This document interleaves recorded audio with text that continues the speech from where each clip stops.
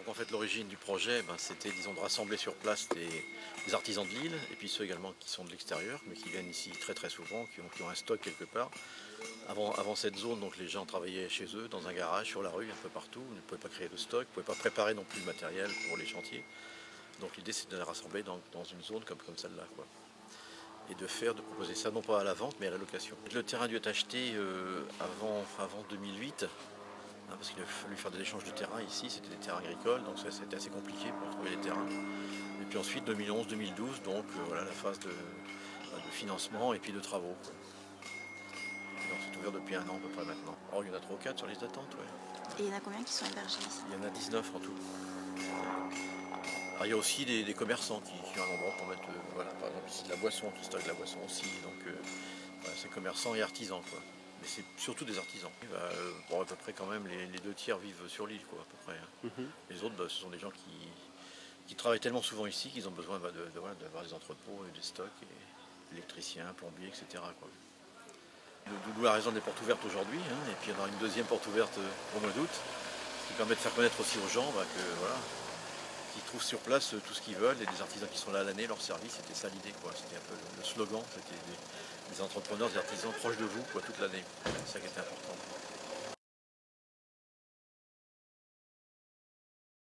Il y avait sur la ferme donc le hangar agricole qui vient de se terminer, là, donc, dans lequel on loge nos agriculteurs donc, qui ont un laboratoire de transformation du lait en beurre, yaourt, fromage, crème, etc.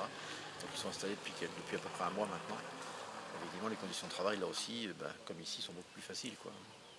Et là aussi on a opté pour la construction par la commune d'une location aux personnes concernées.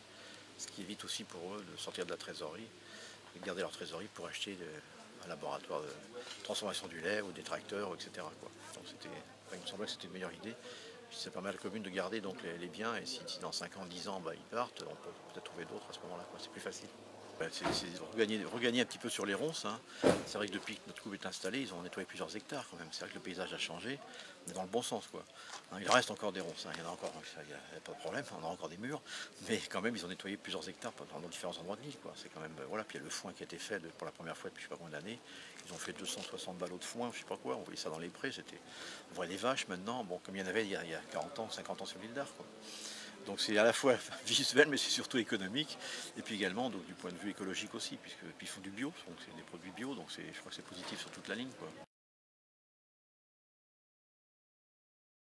Alors on a un programme en cours, on a déjà deux lotissements communaux, hein, de type social, hein, donc pas trop cher, et on a en prévision donc, de faire 10 maisons mais pour des personnes âgées, et puis également 4 maisons pour des jeunes couples, des maisons en bois, BBC, etc. Donc on va construire 14 maisons là, à partir de janvier, février l'année prochaine, de manière à pouvoir les loger. Mais là il n'y a pas de problème particulier.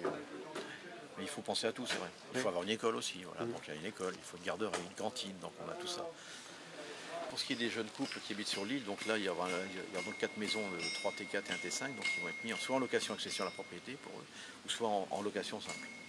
Mais il y a aussi la location accession à la propriété, ce qui fait quand même que c'est beaucoup moins cher puisque la commune donne le terrain. Donc, voilà. Donc, ça permet aussi d'acheter et de s'installer.